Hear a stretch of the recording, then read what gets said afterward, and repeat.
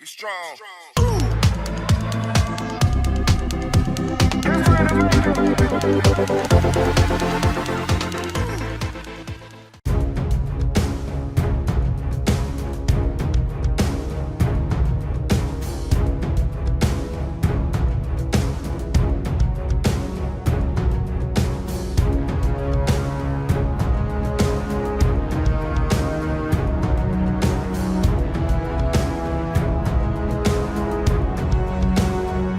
Japan sends fighter jets to Philippines for first time in Air Force exchange. Hello everyone and welcome back to our channel today.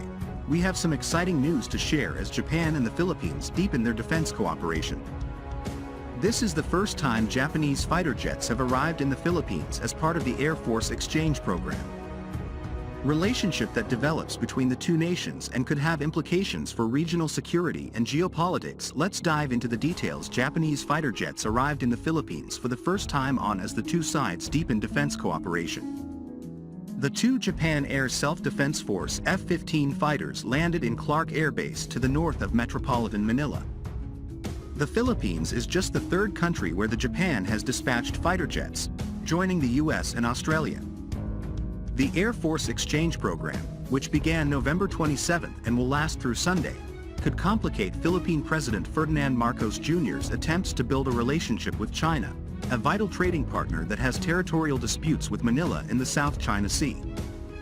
The arrival of the Japanese jets demonstrates the stronger cooperative relationship between the two countries, Lieutenant General Connor Anthony Canlas, the Philippine Air Force Chief, told Nikkei.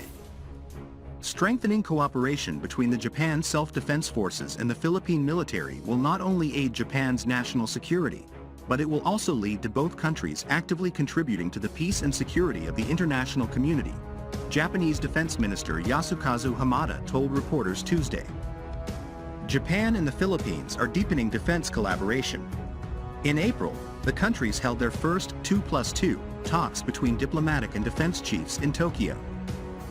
Japan is exporting 4 units of an air defense radar system that detects incoming fighter jets and missiles. Japan has also transferred 2 patrol vessels to the Philippines. Last month, the Philippine Navy patrol craft Conrado Yap conducted drills with Japanese destroyer Harusame near Subic in the Philippines, facing the South China Sea.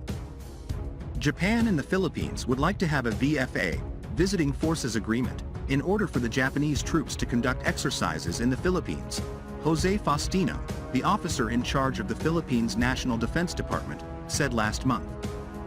The Philippines shares a VFA with the US and Australia, so an agreement with Japan would lead to Manila conducting 4-way exercises with Japan, the US and Australia.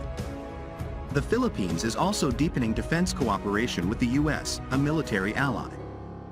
In late November, U.S. Vice President Kamala Harris visited Palawan Island in the Philippines, near the disputed Spratly Islands in the South China Sea, in a clear signal to China that Washington is engaged in the region.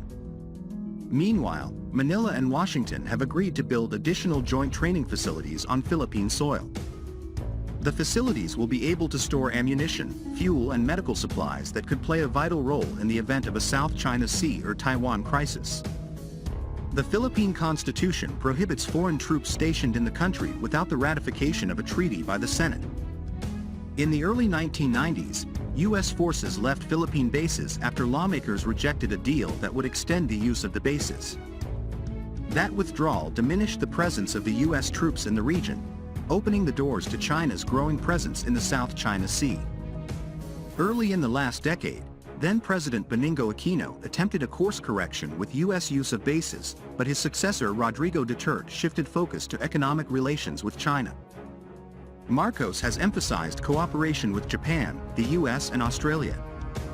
The Mutual Defense Treaty with the U.S. is continuously under negotiation and under evolution, Marcos said as Japan's fighter jets touch down on Philippine soil for the first time. The cooperation between the two countries reaches new heights. The strengthening of defense ties and the possibility of joint exercises signal a renewed commitment to regional security. We'll keep a close eye on how these developments unfold and their impact on the complex geopolitics of the South China Sea. That's all for today. Make Soreto hit that like button, and for more updates, thanks for watching, and we'll see you next time.